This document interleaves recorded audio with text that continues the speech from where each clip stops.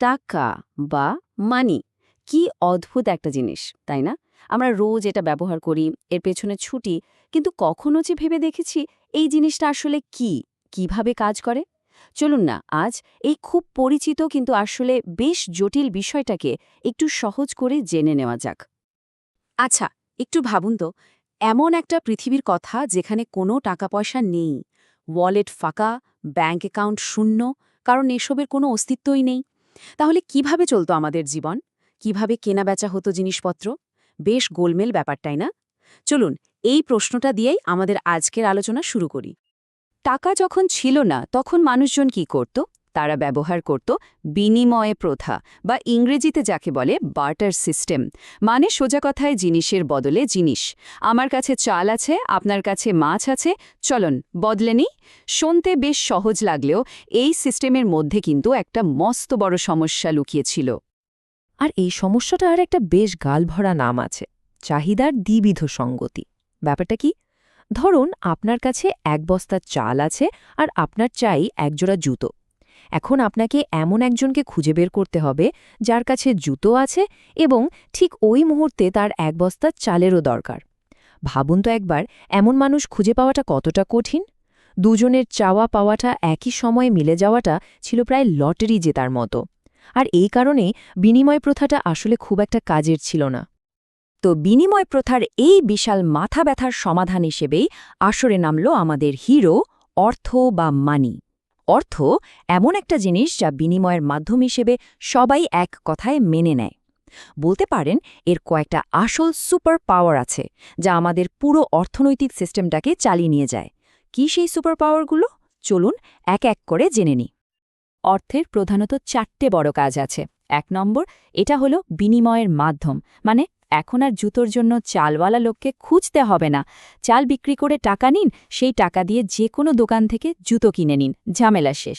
2 নম্বর, এটা মূল্যের পরিমাপক, মানে সবকিছুর একটা দাম ঠিক করা যায়। 1 কেজি চালের দাম কত, একজোড়া জুতোর দাম কত, সবকিছুরই একটা মাপকাঠি হলো এই টাকা। 3 নম্বর, এটা মূল্যের ভাণ্ডার, মানে আপনি আপনার পরিশ্রমের ফল টাকা হিসাবে জমিয়ে রাখতে পারেন ভবিষ্যতের জন্য। আর 4 নম্বর, এটা স্থগিত অর্থ প্রদানের মান, মানে ধার দেওয়া নেওয়া বা কিস্তিতে কিছু কেনার হিসাবটাও টাকার মাধ্যমে সহজে করা যায়। আচ্ছা, টাকা বা অর্থ বললেই আমাদের মাথায় কি ভাসে? নিশ্চয়ই কিছু কাগজের নোট আর কয়েনের ছবি, তাই তো? কিন্তু ব্যাপারটা কি শুধু এটুকুর মধ্যে সীমাবদ্ধ? একদমই না। অর্থের দুনিয়াটা আসলে আরও অনেক বড়, আর এর বিভিন্ন রকম রং আছে। আমরা এখন যে টাকা ব্যবহার করি তাকে বলা হয় ফিয়াট মানি।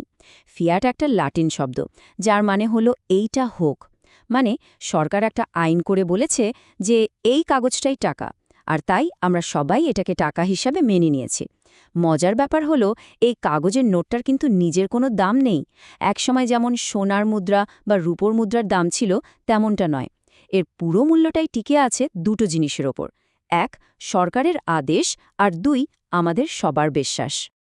এই টাকাকে আবার দুটো ভাগে ভাগ করা যেতে পারে। একটা হলো লিগ্যাল টেন্ডার বা আইনসম্মত মুদ্রা, যেমন ধরুন আমাদের দেশের নোট আর কয়েন। আপনি দোকানে গিয়ে যদি নোট দিয়ে কিছু কেনেন, দোকানদার সেটা নিতে বাধ্য, আইনত সে না বলতে পারবে না। আর একটা হলো নন লিগ্যাল টেন্ডার বা ঐচ্ছিক মুদ্রা, যেমন ধরুন একটা চেক।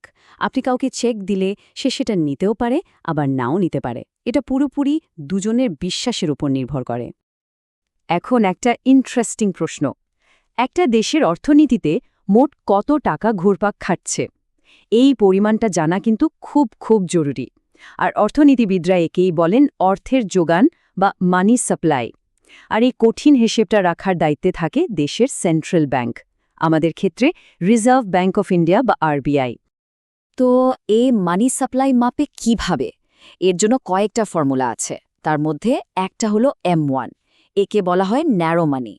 এর মধ্যে কি কি আছে? সোজা কথায় জনগণের পকেটে বা হাতে যে ক্যাশ টাকা আছে সেটা, আর ব্যাংকে সেভিংস বা কারেন্ট অ্যাকাউন্টে যে টাকা আছে, যা আমরা চাইলেই তুলে নিতে পারি সেটা।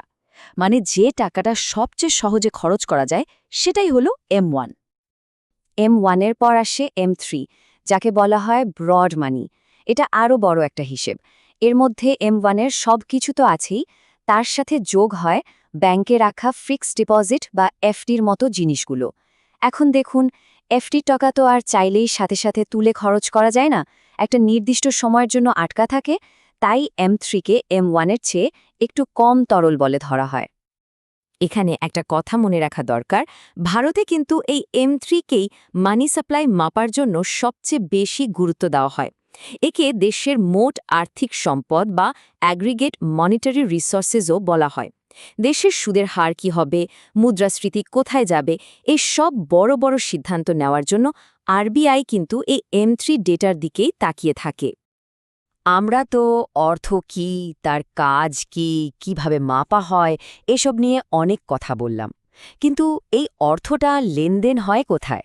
হ্যাঁ, এর জন্য একটা বাজার আছে, আর সেই বাজারটার নাম হলো মানি মার্কেট। এটা হলো অল্প সময়ের জন্য টাকা ধার দেওয়া নেওয়ার জায়গা। মানি মার্কেট হলো একটা ফিনান্সিয়াল মার্কেট, যেখানে খুব অল্প সময়ের জন্য, মানে ধরুন একদিন থেকে শুরু করে 1 বছর পর্যন্ত টাকার লেনদেন হয়। ভারতে এই পুরো বাজারটাকে কন্ট্রোল করে রিজার্ভ ব্যাংক অফ ইন্ডিয়া।